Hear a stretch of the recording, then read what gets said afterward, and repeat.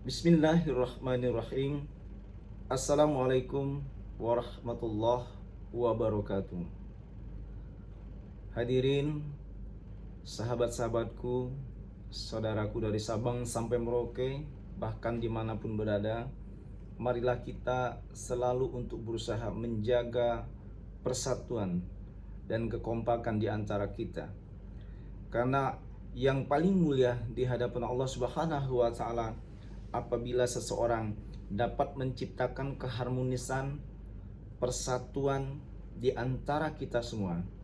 Sebagaimana di dasar negara kita Pancasila, sila ketiga yaitu adalah persatuan Indonesia. Berjumpa kembali dengan saya Dr.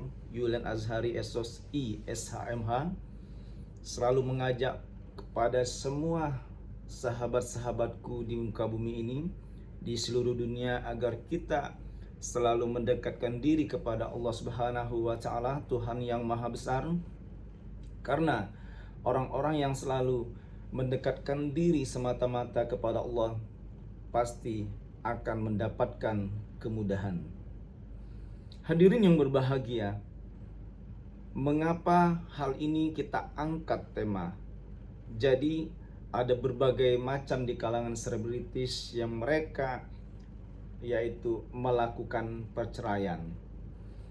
Contoh sahabat kita Mas Andre Taulani, beliau mempunyai kendala, mempunyai sesuatu hal yaitu di dalam proses perceraian dan sempat ditolak oleh pengadilan. Ada beberapa hal pengadilan agama itu menolak perceraian itu dilaksanakan. Bisa diantaranya adalah kelengkapan administrasi. Ada beberapa, jadi ada mungkin seseorang itu KTP-nya tidak sesuai dengan domisilinya, ataupun ada berkas yang kurang atau yang masih tidak sesuai dengan ketentuan-ketentuan yang berlaku di pengadilan agama. Banyak hal. Ada juga kelengkapan saksi, juga yang bisa dijadikan saksi itu seperti apa.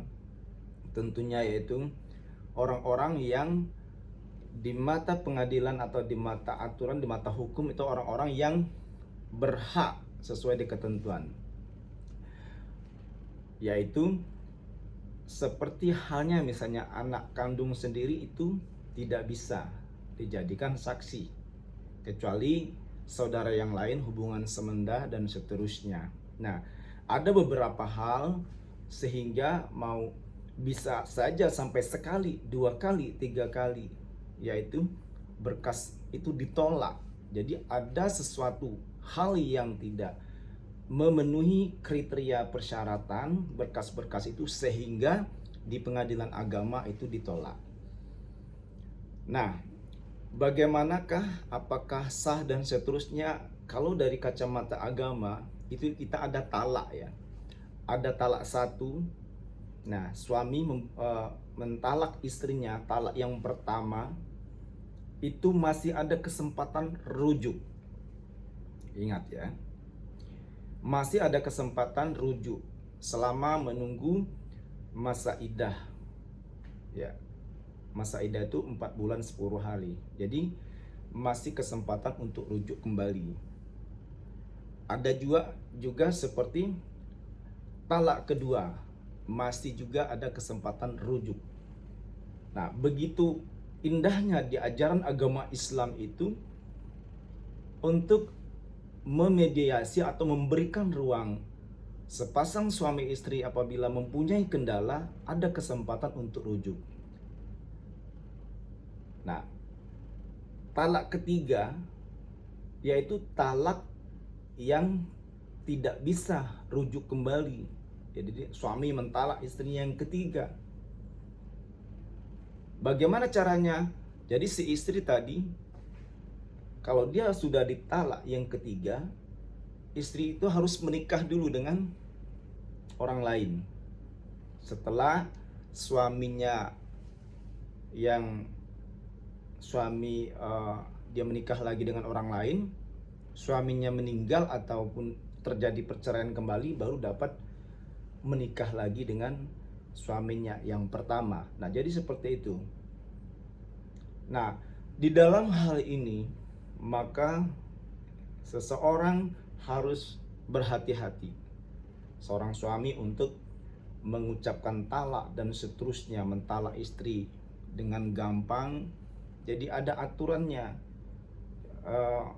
di dalam ajaran agama kita, dan itu harus nikah ijab kabul kembali, seperti itu. Seperti di talak 3, begitu rumit ya, dia harus nikah lagi dengan orang lain, baru setelah terjadi perceraian, meninggal suaminya, suami barunya itu baru dia bisa nikah kembali, seperti itu.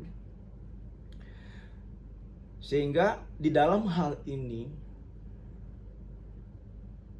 diwadahi oleh Allah di dalam ajaran agama kita, bahwa untuk tidak gampang melakukan perceraian seperti itu, maka akan memberikan kepada kita semua motivasi dan kehati-hatian kita untuk di dalam mengarungi bahtera rumah tangga, yaitu memperhatikan kaidah-kaidah Islami, syar'inya seperti apa. Sehingga dalam hal ini memang ada beberapa perbuatan yang sangat dibenci oleh Allah Subhanahu wa taala. Yang satu adalah syirik. Itu yang pertama. Syirik itu ada inna syirka la dzulmun adzim. Jadi sesungguhnya syirik itu perbuatan yang zolim. Wa'budullah wa la tusyriku bihi syai'a. Nah, ini perbuatan-perbuatan yang benci. Janganlah kamu sekali-kali mempersekutukan Allah dengan segala sesuatu apapun, dengan benda apapun. Jadi kita hanya percaya kepada Allah Subhanahu wa taala, satu-satunya zat yang sangat kekal, itu Allah, Tuhan yang maha besar.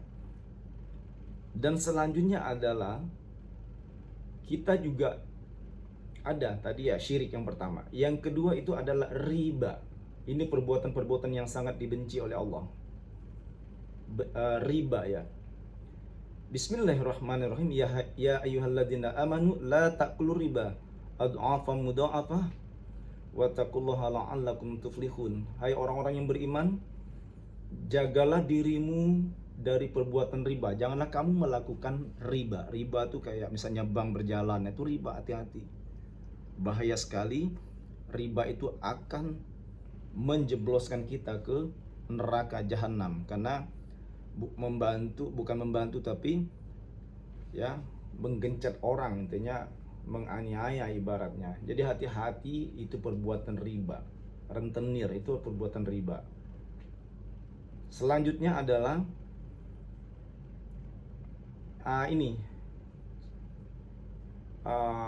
cerai kawin ya.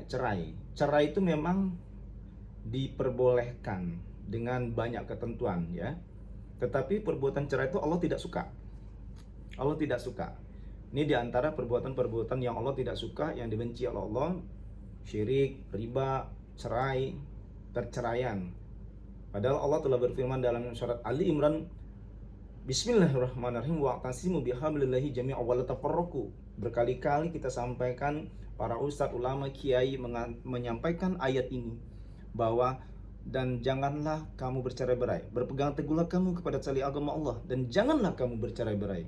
Wa'tasimu bihablillahi jami'an wa la tafarraqu. Dan buktinya, fakta nyatanya, selalu ada pertikaian di muka bumi ini, selalu ada perceraian yang begitu sulit untuk mempersatukan.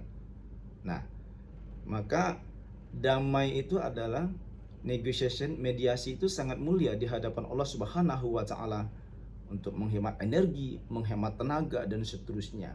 Allah itu inginnya damai. Hadirin yang berbahagia, sanak saudaraku dari sampai Merauke dan dimanapun berada, itu tadi ya, termasuk perbuatan yang dibenci, bahkan Allah sangat tidak suka. Walaupun tadi berkali-kali kita tegaskan, kita ulangi, cerai itu boleh dengan ketentuan, misalnya suaminya atau istrinya tidak mau berhenti minum minuman keras, miras, tidak mau berhenti judol, main judi, suaminya selalu mukul, ya daripada mati mending cerai daripada nyawanya melayang. Ya boleh istri menggugat cerai.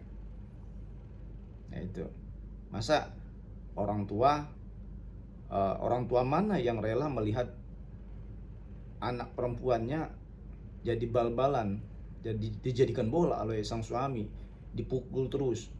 Ya lebih baik mengajukan cerai daripada kita mati, daripada kita nyawa si anak perempuan itu melayang. Karena hidup kita tuh ingin enak, hidup kita ingin damai. Sengaja orang tua membesarkan, melahirkan, disayang, benar-benar menjadi suatu kebanggaan, disekolahkan anak perempuannya, tetapi pada saat menikah jadi bal-balan, jadi pembantaian suami, penganiayaan, bahkan mengakibatkan cacat. Nah itu lebih baik cerai. Itu boleh cerai di pengadilan, itu ya. Walaupun Allah tuh tidak suka cerai. Selanjutnya suami tidak mau berhenti berzina, suami selalu ya tidak mau memberhentikan kegiatan-kegiatan minum keras, judi online, terus dia selalu mungkin dengan tidak mau berhenti dengan perempuan lain dan seterusnya. Nah ini boleh seorang istri untuk menggugat perceraian.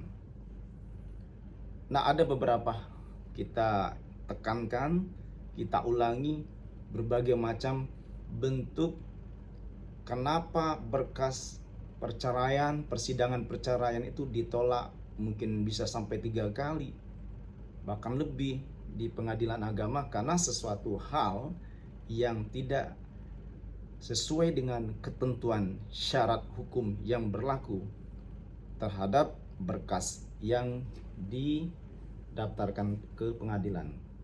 Pasti akan ditolak oleh hakim dan akan ditolak oleh pengadilan.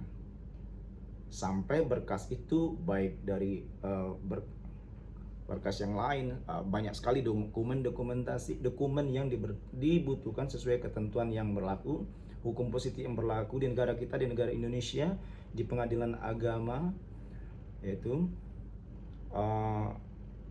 selanjutnya juga saksi apakah sesuai dengan aturan hukum yang diatur di hukum positif yang berlaku di negara kita, terutama di pengadilan agama Islam.